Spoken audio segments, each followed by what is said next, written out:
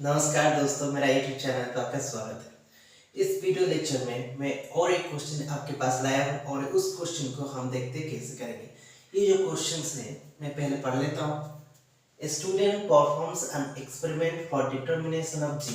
एक स्टूडेंट एक experiment perform कर रहा है और उसमें वो क्या कैलकुलेट करना चाहता है, जी। जो जी होता है वो आपका एक्सेलरेशन ड्यू टू ग्रेविटी बोला जाता है। तो अभी उसके बारे में हम नहीं जानते। ये एक फिजिकल क्वांटिटीज है और हमारे लिए अभी के वर्तमान के समय पे ये एक फिजिकल क्वांटिटीज है और इस फिजिकल क्वांटिटीज को एक्सपेरिमेंट के थ्रू डिटरमाइन किया जाता है। हमारा जो लेंथ यहाँ पर है, लेंथ एल और यहाँ पर टाइम, यहाँ पर लेंथ एल और टाइम।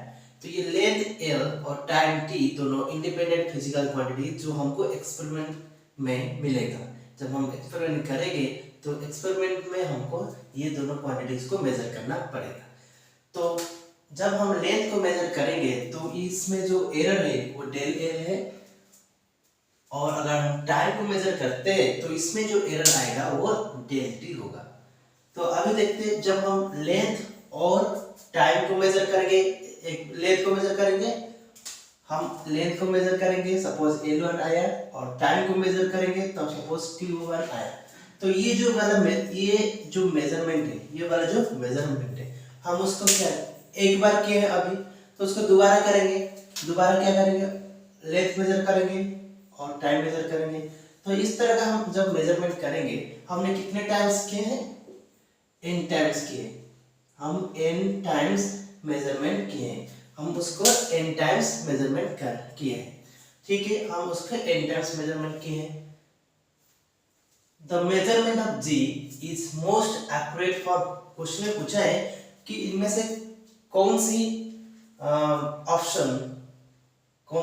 ऑप्शन के लिए हमारा जो g होगा, g का जो मेजरमेंट होगा वो एक्यूरेट होगा, मोस्ट एक्यूरेट।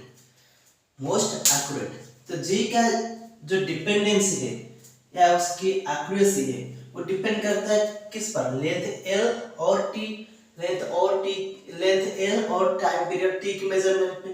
तो हम क्या करेंगे,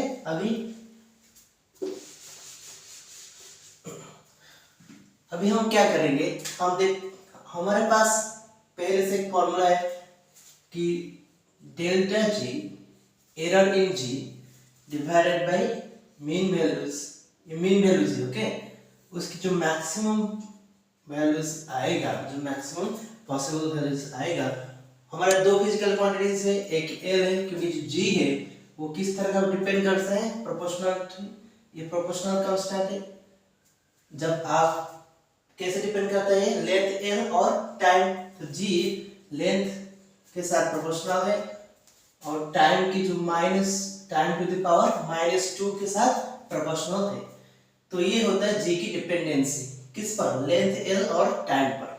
तो हमारे रिलेशन में क्या होगा, यहाँ पर इसकी पावर 1 है तो ये डेल एल अपन एल हो जाएगा, उसकी मॉड, प्लस इसकी पावर -2 है, इसका मतलब -2 की मॉड हो जाएगा यहाँ पर 2 डेल टी अपन टी, इसकी मॉड होगा। तो मॉडुलस होगा मतलब नेगेटिव, क्या हो जाएगा, हट जाएगा। तो ये होता है रिलेशन। तो हमको क्या चाहिए, मैं किस मेजरमेंट में हमारा जी एक्यूरेट है। एक्यूरेट से क्या मतलब होता है कि आपका जो एरर आएगा डेल जी में वो बहुत छोटा होगा। अगर वो छोटा होगा, कम होगा, इसका मतलब आपकी जी एक्यूरेट हो रहा है। तो हमको ये जो वैल्यूज होगा, जी की जो वैल्यूज होगा वो तो फिक्स रहेगा क्योंकि आप एल पुट करोगे और टाइम पीरियड टी पुट करोगे। तो हमारा जो एक्यूरेसी, जी की जो एक्यूरेसी क्या किस चीज पर डिपेंड करता है, इस चीज पर डिपेंड करता है, डेल्टा एल और डेल्टा टी, डेल्टा एल और डेल्टा टी। अगर हमारा डेल्टा एल बहुत छोटा है और डेल्टा टी बहुत छोटा है तो हमारा डेल्टा जी बहुत छोटा होगा। तो इसलिए हम क्या करोगे, हम देखते हैं किसमें हमारा डेल एल और डेल टी छोटा है। तो अगर मैं देखूंगा तो ऑब्वियसली मुझे इस वाला ऑप्शन दिखता है क्योंकि यहाँ पर डेल्टा एल छोटा है और डेल्टा टी छोटा है। और ऑब्वियसली आप देखिए ये वाला जो है ना, ये वाला भी इम्पोर्टेंस है, ये वाला भी इम्पोर्टेंस है क्योंकि ये छोटा है। क्यों छोटा है, क्योंकि जो नंबर ऑफ एक्सपेरिमेंट हमने किए 50 बार हम इसको रिपीट किए। जब हम 50 बार रिपीट करते हैं तो हमारा जो एक्सपेरिमेंट में जो आता है, जब एक्सपेरिमेंट में हमारा जो एरर आता है वो बहुत छोटा हो जाता है, वो बहुत छोटा हो जाता है। तो इसलिए हमारा जो ऑप्शन सही ऑप्शन होगा, ये कौन सा ऑप्शन होगा? ऑप्शन डी, क्योंकि ऑप्शन डी पे हमारा डेल एल बहुत छोटा है, डेल टी भी छोटा है। और क्यों छोटा है इसमें हम मतलब यहाँ पर हम बता सकते हैं, क्योंकि इसकी जो नंबर ऑफ रिपीटेशन हुआ है एक्सपेरिमेंट के मेजरमेंट में वो 50 है। कितना है? 50 है। तो इसलिए इस क्वेश्चन का आंसर ऑप्शन डी होगा। Thank you for watching this video.